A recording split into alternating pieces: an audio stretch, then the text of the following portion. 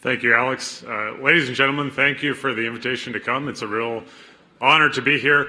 I'm going to kick this off and make sure that we're all on the same page about some of the basic definitions, what some of the trends are around the world, and what's happening around the EU as well. Here's my contact information if you'd like to talk more after the event. I also travel a lot. If you'd like me to come to your country and speak or work with your government, I'm always happy to do so. And Creative Commons has amazing teams of people all over Europe as well. But that's my email, cable@creativecommons, and I'm also on Twitter @cgreen. All of these slides are, of course, openly licensed, and if you don't know what this means, you certainly will by the end of the conversation. So first, before we get started talking about open education, I think it's worth noting that Europe has a long-standing history of open universities, and this idea of access to everyone, to provide equitable educational opportunities, is deeply entrenched in the education system in Europe, and others around the world have followed you in this. And these open universities across Europe have also been the early leaders in open education and open praxis, open pedagogy, open access, journal policies, so thank you for that. We follow your lead often. Specifically, Europe has been a leader in all of these different areas. So when we talk about open education, certainly it's part of the broader digital education movement. It's part of the 21st century skills movement, and these are some of the different categories in which we work in the open education field. And in all of these, Europe was either the leader or is in leadership positions with others around the world. Certainly with OER, the Open University in the UK, was one of the very earliest back in 2002 to launch OpenLearn.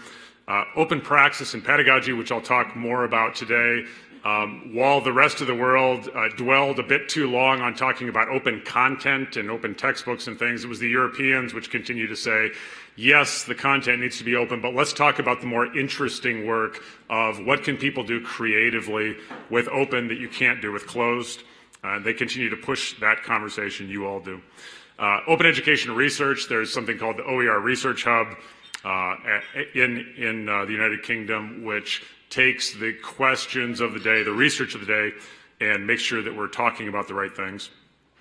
Open licensing policies, there's a project called the European Open EDU Policy Project. Alek Tarkowski is here, he leads that out of Poland. Communia, the Scots have the Scottish Open Education Declaration. Slovenia is hosting the World OER Global Congress this September, something you should have on your calendars. I believe it's the 28th through the 30th. Metadata standards, copyright reform efforts, the list goes on and on. Point being is that Europe's at the forefront of all of these. So why are we having this conversation at all? The reason we're talking about open education, we're talking about equity, about open educational resources, is the world changed roughly 15 to 17 years ago. What we got all of a sudden was everything that we produced in education was digital. We still have printed copies, yes, but the back end is digital. Digital things are unique because we can store, distribute, and copy them for near zero cost. Because of cloud computing, because of the internet, because of the falling cost of disk space. So it's very expensive to produce high quality educational resources, yes. It's very expensive to maintain them.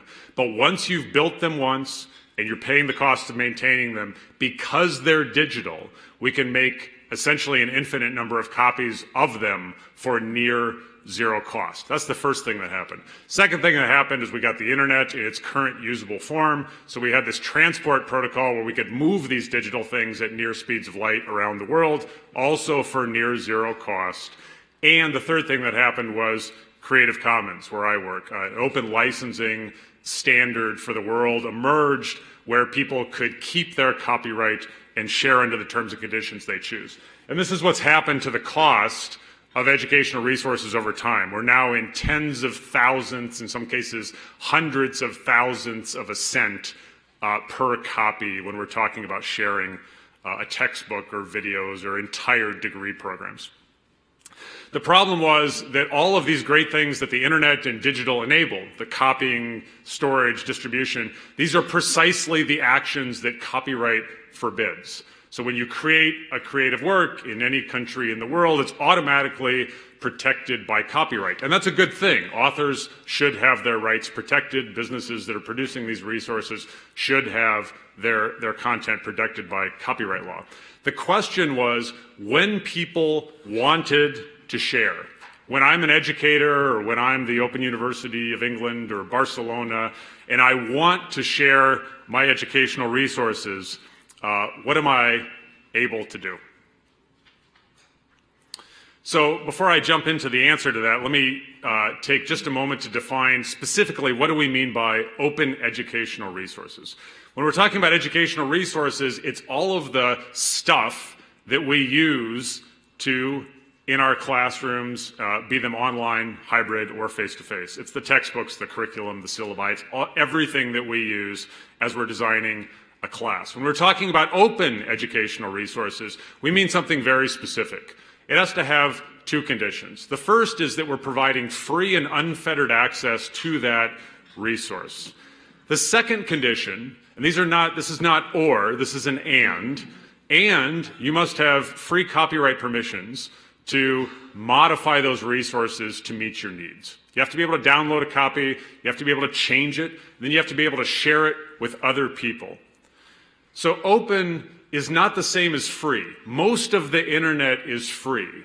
But if you and I sat down today and we found a really great chemistry course on Coursera, for example, on this big MOOC, or on FutureLearn, or on edX, and we really like this chemistry course, we want to download it and use it tomorrow in a Maltese university, at the University of Malta, if it's all rights reserved copyright, then that's a free resource, but it's not open. If we download it, we are violating copyright, and we can be subject to the fines therein. We're not able to download it, make a copy, make changes, or share it with others. And so we would say that's free, but it's not open. Free is assumed online. Most of what we find online is free, but open is different than free. We say it's better than free because open is free plus permissions. And the legal permissions we're talking about are these. So what an open license gives you are what we call 5 R's permissions. The legal rights to retain a copy, to reuse it, take somebody else's work and use it as it is, to revise that work, modify it to meet your needs, to remix it, take 2 different works, mash them together into something new to meet your needs for your students, and to redistribute that new thing that you've produced. And so retain and redistribute, put in lay terms, is we're going to download it and we can share it. Revise and remix, we can edit, improve, and collaborate and reuse. We can use it in all sorts of different settings. The ability to revise is also critical, of course, in the EU because there are so many different languages that are spoken. If one country shares a work in a particular language, you must have an open license on that work so that you can translate it into a different language to meet your needs. Retain is also a prerequisite to this entire thing, and I bring this up and I want to emphasize retain because the new business models which are emerging in this world of information abundance that we live in this world of digital things, the internet, and open licensing, the existing business models are seeking to take retain away from your faculty and from your students. So the old model was we would sell you educational content and we would sell it to you. We would give you a physical copy and you could keep that. If you wanted to sell it back to the bookstore, that's fine. If you wanted to keep it in your library, that was fine too. The new model is they don't sell you anything. They lease access to it. They give you codes for the online digital resources.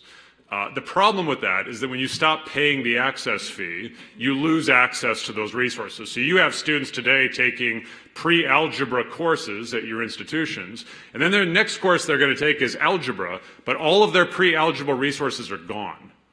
They're not there anymore. They can't look back and learn from what they learned. It's vanished because it had a digital time bomb on it, and those were all rights reserved copyrighted resources that they do not have a license to access. They've stopped paying the license fee. We call these artificial scarcity models.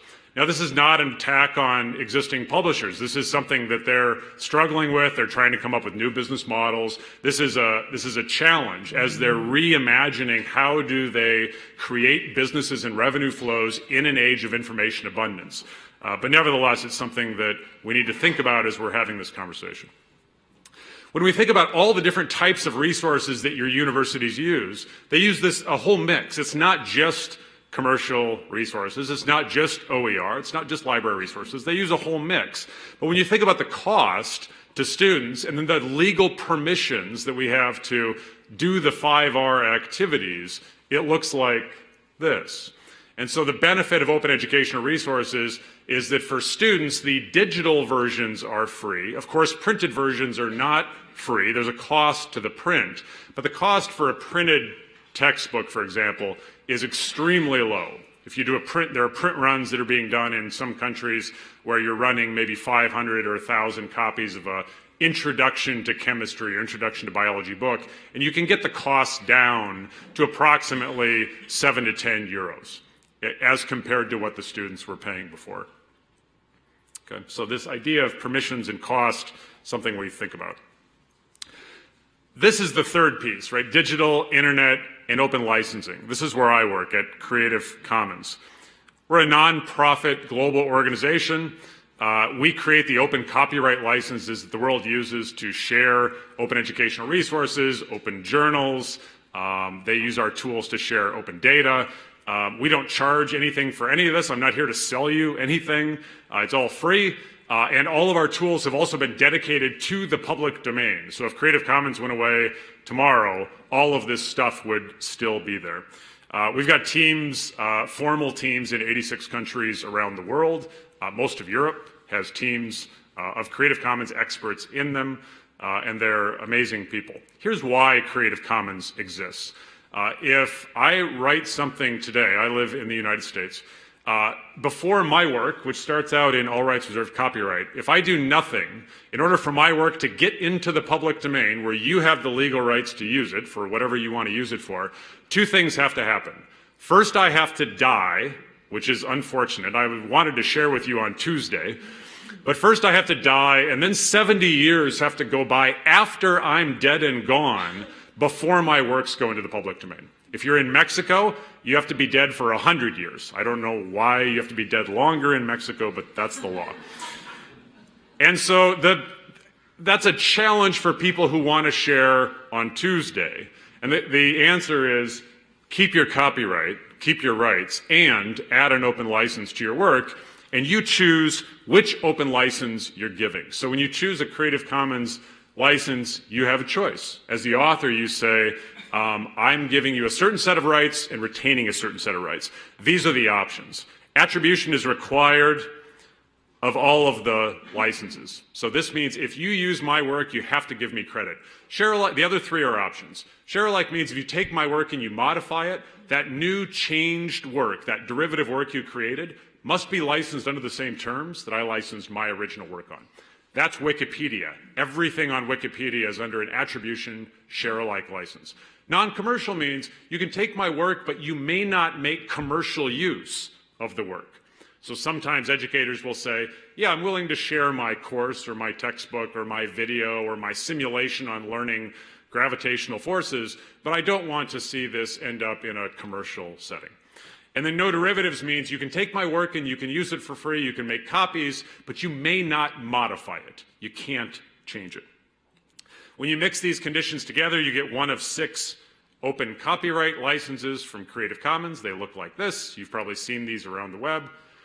And when we're talking about open educational resources, not all of our licenses work for OER. In fact, the 2 no derivatives licenses, we don't consider them to be OER compliant because for it to be OER, you have to be able to change the content to meet your needs. And if it's no derivatives, you can't take that great work from the University of Barcelona and translate it into Portuguese and use it at the University of Lisbon because that's making a derivative work. So we stay away from those no derivatives licenses. They have their role in different areas, but not in education. So we like to say Creative Commons puts the open in OER because OER is CC licensed. Here's what the chart looks like in terms of growth. We're right around 1.5, 1.6 billion licensed works on the web, and as you can see, the slope is increasing. We're getting new data right now from Google and Bing and Baidu and other search engines, and that we expect that the numbers to be much, much higher this year. We report on this every year. So what are some of the trends in open education? The first one is what we call open education licensing policies. What governments and foundations, entities with money that fund educational resources are starting to do is they're looking at the rules, the policies that they have when they give grants or contracts. So the current state is that governments and public universities take public funds and they give grants and contracts for the production of educational resources. Sometimes these are through innovation funds. Sometimes governments do this. The European Commission has long had its Erasmus Plus program that gives out grants, an amazing program, by the way, and kudos to you for doing that and for the Opening Up Education project. It's really been class leading. But there's a problem with the status quo, and the status quo is that the default terms when those grants are given is that those publicly funded or those EU-funded educational resources are often all rights reserved copyright because the grantee is given copyright to the work and there's no requirement to make those works open. So that's a problem because now in this case the public is paying for something and the public is not getting access to what the public paid for, which is what this slide says here. Right? So we're taking public money or we're taking foundation money and we're building an educational resource, and the intent, of course, is when the EU or when the Hewlett Foundation or when the government of Portugal funds something, they want to fund something once and they want maximum positive impact from that work being funded.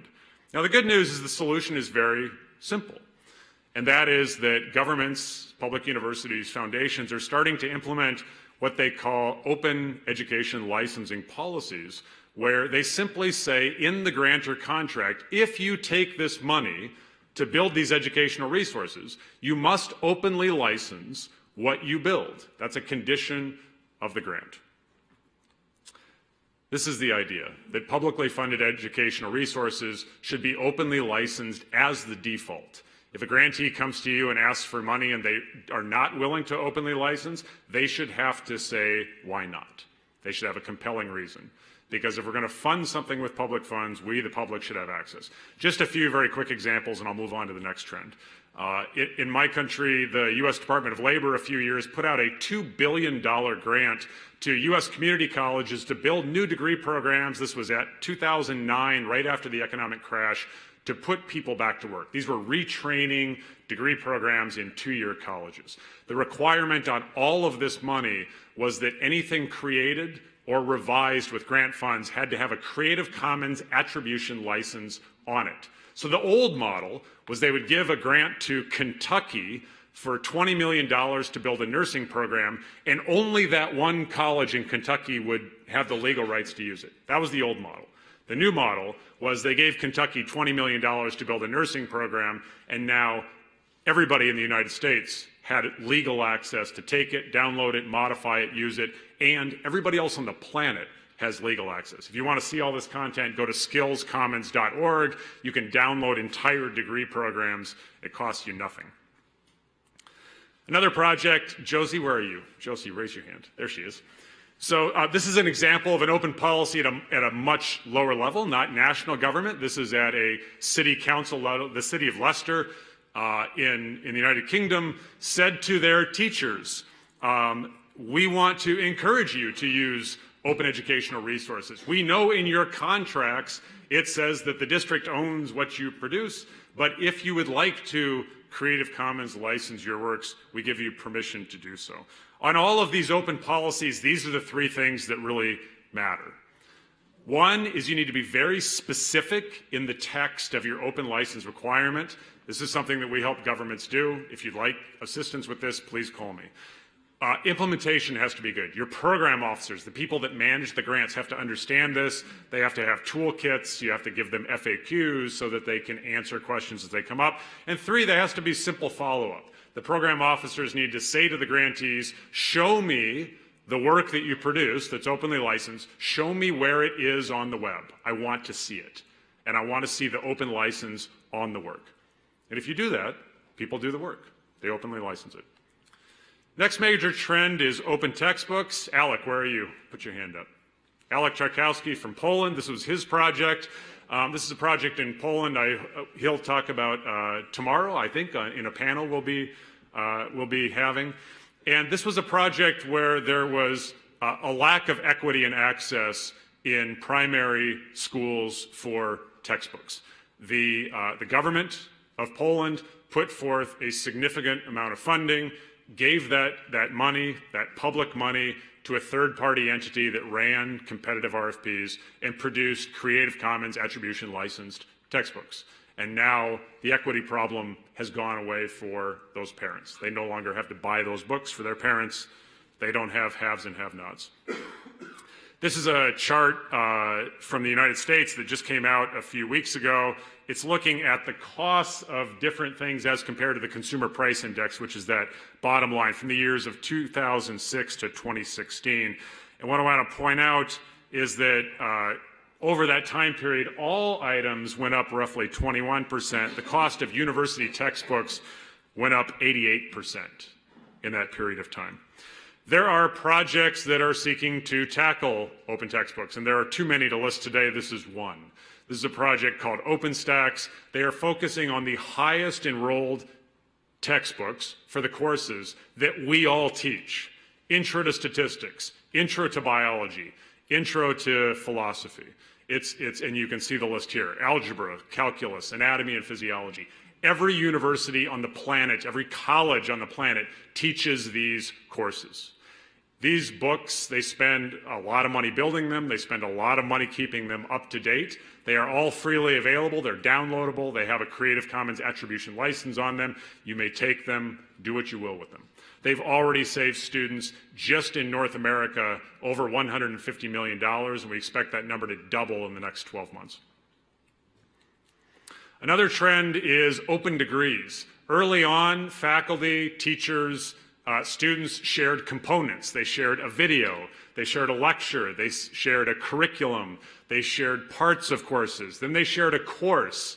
Then we saw universities like MIT share the entire university. This idea of sharing whole degrees is starting to take off. And this is just one example where one college shared and cut 25% out of the cost of the degree because they made all of the textbooks and other instructional materials for free. And that idea now took off in, this is an example in the United States.